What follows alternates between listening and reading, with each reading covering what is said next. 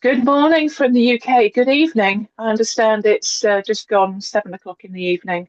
In I should have looked this up. I think it was Brisbane. You are? Yes, Yes, Brisbane. yes. And my brother-in-law's in Brisbane, so we're visiting them in the summer for my husband's middle nephew is getting married in Samoa.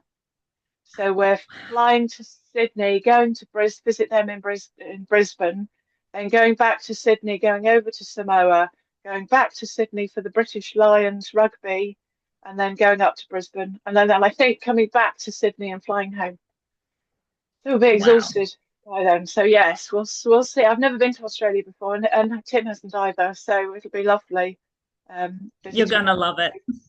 Yeah, yeah, it will be, and I think not so hot because it'll be this our summer, so you're technically your winter. So t-shirt and shorts, I think, be lovely. Anyway, we're not here to talk about me and my holiday this year. We're here to talk about you and your writing. So I'm delighted to be joined by Lauren Hackney. Um, Maybe you explain your surname because obviously Hackney is a very British name. But Yeah, yes, you so yes, you because you're my so my hubby, his dad's from Manchester, so he's Hackney. ah, okay. Yes, Because yes. it is And a type of, sorry? sorry, I was going to say it is a type of old carriage, a people carrier as we call it now, a hackney Yes. carriage. Yeah, and there's a town called Hackney as well, I believe, over there. Yeah, Um, it's an yeah, area of London. area Yeah, of London. That's London. it, an area of Mm, London. yeah, Yes. very nice. So that's where my surname comes from. And Right. on the books that I've published, it's LBE because it's Lauren, Baxter, and Ethan Hackney that wrote, Oh, illustrated, okay. and published a story we made up at Oh, bedtime. how lovely. How lovely. And did they come up with the names for the characters?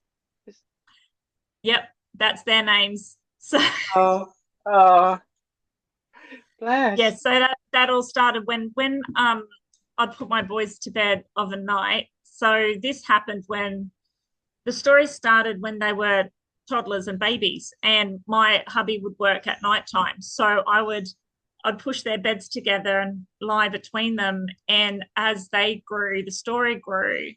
And it was so much fun. We would tell it everywhere. And I would tell it to friends when I'd go over their place and put their kids to bed, and we would talk about having a magical lolly shop and talk about if you could have a special power, what would you do with it? And then as they got older, of course, the story grew.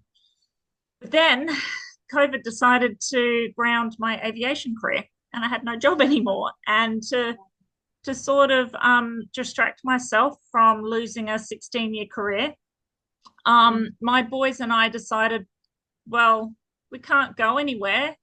So at the time, they were 6 years old and they were eight, and the story was very well established. And we sat around the kitchen table during lockdown and we pieced together our story. Wow. So I'm guessing at the moment there are three in the series. I'm guessing there are plenty more to follow.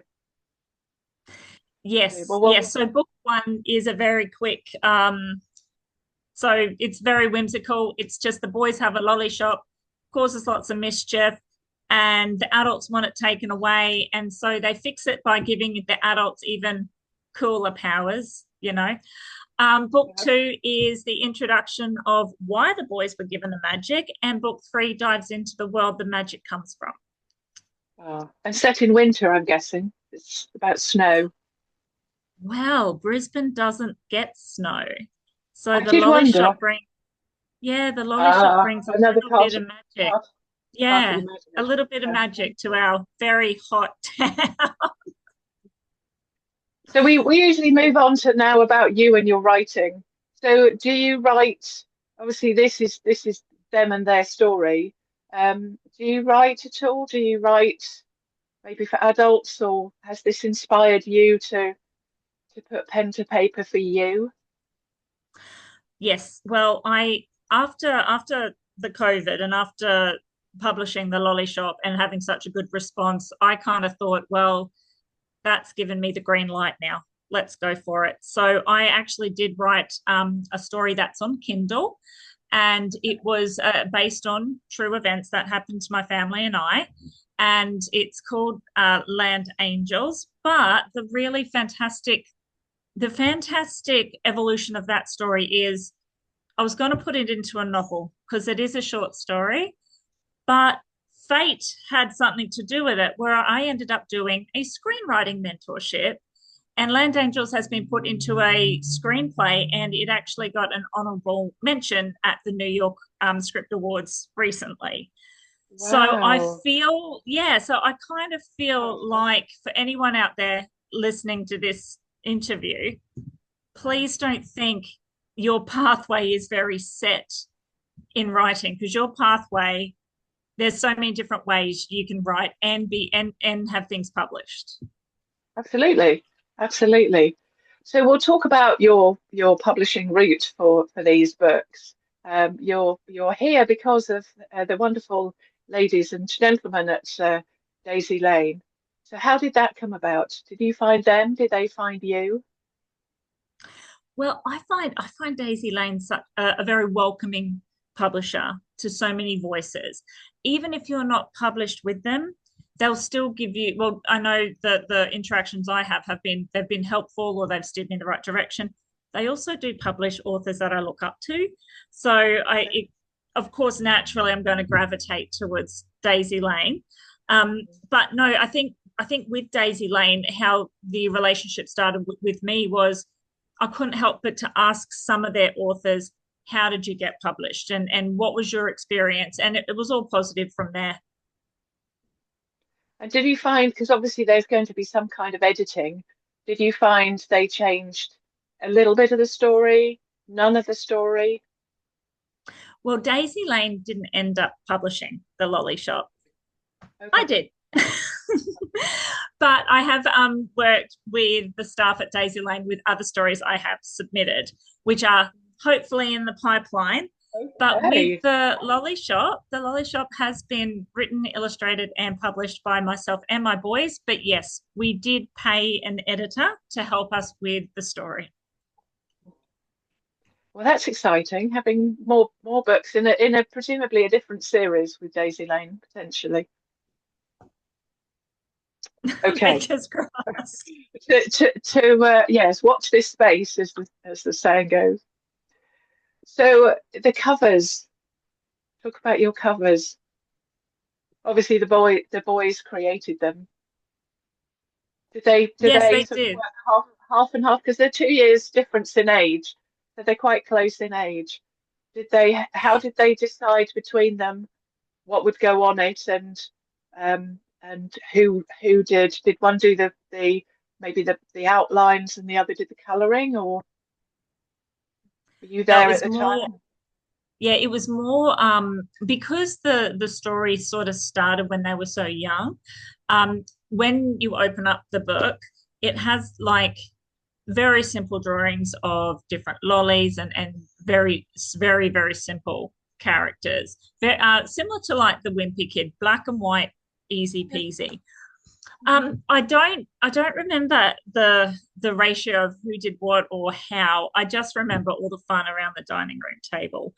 Um, I think it's all pretty even as to who designed what, but I can't really recall the ratio of who did most or who Yeah, didn't. But we did yeah. a lot of drafts as well because some of those characters, I remember my eldest coming out with one concept and my youngest coming out with the other. And, you know, once they went to bed, I put, this head on this body and, like Yeah, kind of had to play around myself. yeah. But definitely collaboration, hence the LBEHA. Yes. Yeah. Yes, that's wonderful. And what kind of marketing do you do? Obviously, once you say it's been very well received, because I know when I started back in 2008, I put a book up on Amazon and Smashwords at the time, and I thought, great, everybody's going to rush and buy it. But there are hundreds of thousands of books published every year. Obviously, a smaller portion of that for children's books. how do you find how do you get your readers? So I didn't think about it too much. In sort of my mind, I went, right, well, I need to spread the word. So I'm going to look at Instagram. I'm going to look at the internet. I'm going to look at Facebook. I looked at top reviewers. So Love Reading UK reviewed the first book. So in fairness, I did post out a lot of books to everyone all over the world. But the result is I've got great reviews from all over the world and then sales that have followed that. I've also tried my best to put our name and our face out there by being on podcasts and talking to others as much as I can about our story, because I feel with my story, yes, it resulted in a book, but I want to tell everyone that if your life goes a little pear-shaped, you can change it. So it wasn't just here, I wrote a book with my children. I wrote a book when I was at my lowest and I lost a job and I had no income and it was awful, but something good came out of it. So I just wanted to spread the two sides of what had happened. The inspirational side of follow your dreams, because in the hardest times you can do it. But then the other side of is look at this really fun story we made with my children. Absolutely, absolutely, no, it's wonderful. So, what are you working on at the moment? I am What are they super working? What excited. are they working? Sorry. Then what? And then tell us what they're working on, because obviously Well, they're at going the to carry on. yeah. So at the moment, I have written an adult novel that has been submitted to a few publishers in Australia that are looking at they're possibly looking at purchasing it, which I'm very excited about. I have some books in the pipeline with other publishers, Daisy Lane, Okay. hopefully. Um, but also, after winning two international screenplay awards, I've decided to keep going and pursuing that as well. So I got an honourable mention for the Lolly Shop screenplay in the Stage 32 animation awards last year. And after the success with the New York Script Awards, I figure, why not? I'm going to keep writing everything. Yeah, and you clearly enjoy it. You can just tell you really enjoy it. So, do you write the screenplay as well? Because they're Yeah, not I easy. write I've screenplays. written a Yeah. script, right? Yes, I wrote a script. I think I can't even remember why now. It was part of a college first year of a degree course, um, and I just wrote it, and it ended up being. Well, I've written a couple. The first one ended up being my second, no, first novel, because I'd heard I never planned on writing novels. I love writing short stories, and but I knew that you have to write novels really to make any kind of money. Still working at that, and so I took this scene from the college course and converted it into a novel, which was I enjoyed doing. And then I thought I'll have another go at a script. There was a thing. There's I think you may have heard of a NaNoWriMo, which is National Novel Writing Month, which happens every November. And they used to do a thing called Script Frenzy, which I think was September, where you write, I think it's 50 minutes, so 50 pages of a screenplay. So I wrote this thing about a person, it was called The Personal Trainer, about not a very nice character actually, about this rather obnoxious personal trainer. I don't know where it came from. And it just and I found, because I was by then used to writing linearly, so just literally the start, middle, and end of a novel, I found it very difficult to then break it all up into he says this, she says that, this is the stage direction, and so on. But again, you clearly love doing that, sort of two sides of writing prose and writing script. Yeah, I figured just go for it now. Like, why not try everything? Something's going to land eventually. Yeah, absolutely. And that's the thing, you have to keep going. They say a successful writer is one who didn't give up. And on my blog, I've interviewed over 700 over the years since 2011. I've interviewed over 700 authors and illustrators, agents, publishers, and so on.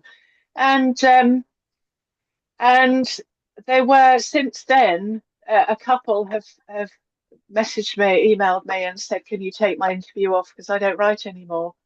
And I think that's Oh, really sad that they've yeah, just, you have to enjoy it. You have to, because we know how tough it is, and you have to enjoy it.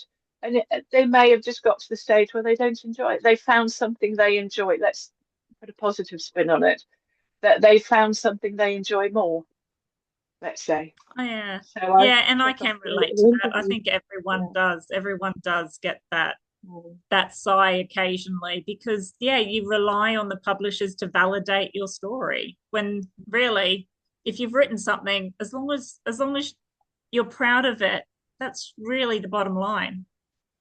Yeah. And you were saying earlier on that you've given away books for review. And that's what we have to do. You have to, I write to be read. And yes, it would be lovely to make a living out of my writing. But I think you just, if you know, because I have given books away to people at fairs. There was a lady who came up to me some years ago and said that she stopped reading because she gets partway through a novel and it's just too daunting to keep reading, and she doesn't read every day. And I ended up giving her a book of my shorts. I opened a page and it was literally half a page was an entire story. It's that one up there is flashes, so they're under 500 words. And some they start of literally about 37 words is the shortest story. And I said, could you read something like this? And she said, well, yes. And so I gave her the book. And I kind of hope that that then got her back into reading and that she progressed back into novels. But the fact that every time somebody leaves a, we hope, sort of 3, 4, or 5 star review of our book, that they are reading our book. It's just, there's nothing quite like it. Somebody you don't know has read something that you've created. And it's fantastic. And I like how, though, that you brought some reading magic back to someone who thought everything was lost. Because I can see how people would feel that way, where they think the only option is a novel, an 80,000 word novel, where you're exactly right to read, to restore that goodness of a quick short story, that quick little fix. See, that's special too. That's magic in itself. I mean, we wouldn't be talking now, really, if it weren't for your boys, for you and them creating these stories. And that's led you on a journey to become a writer, which is fantastic. And I kind of Yeah. hope that their books, your books, will then, if people are reading them to their children, that then inspires them to get back into reading, or maybe even to write something for themselves, even if it never goes anywhere. You kind of write for pleasure. So what are they doing? What are they working on now, your boys? They've just helped me write a screenplay. It's an animation and it's been entered in the Los Angeles Film Awards. And it's I needed their help with humor. What would you do in this situation? So this is a story that I guess hasn't been so authentic because every story that well, the story we've made was the lolly shop that we knew for years, and that was part of our identity. Whereas this is a story that I've created, I needed some help with. They helped me with, here's what a 10-year-old would do in this situation, mum. No, no, no. This is what I would say in this situation, mum. No, no, no. This is the path I would take in that situation. So Yeah. it's a different type of storytelling. But we're having those conversations. Why not? Like, I'm glad it's another layer of something we can talk about and bond over because this has an expiry date. Before you know it, they're going to be grown up and flown the nest. But do they know what they want to be yet? Do either of them want to be writers or get Oh, a, dare I say, a proper job, a job that pays decent money so you can then become a writer when you can afford well, to? it's interesting. Like my youngest has so many amazing stories.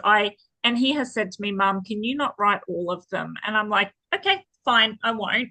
I have jotted them down though because I don't want him and I to forget them. I love where his brain goes. But I have said to him, I hope you don't lose that. You may not want to write now. You may not want to write as a teenager. You may not want to write in your 20s, but don't lose that creative magic streak. Don't lose that imagination muscle that is so brilliant for him right now. That I would like to see something come of that, but I guess it's all up to him. Yeah, absolutely. But the thing is, a lot of full-time writers had previous jobs, nothing to do with writing or something to do with writing, working in publishing. And they either had an hour on the train or they got up an hour earlier or got up an hour before their kids got up so that they could write. And so that it's not one or the other.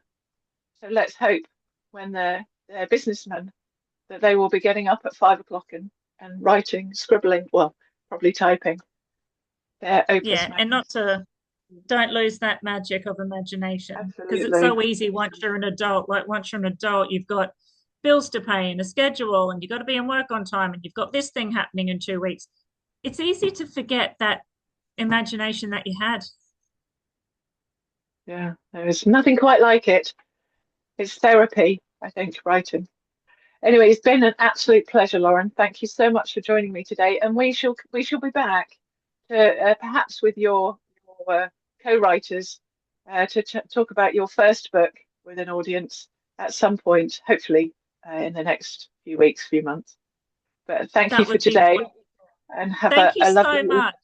You're very welcome. You're very welcome. It's been a pleasure.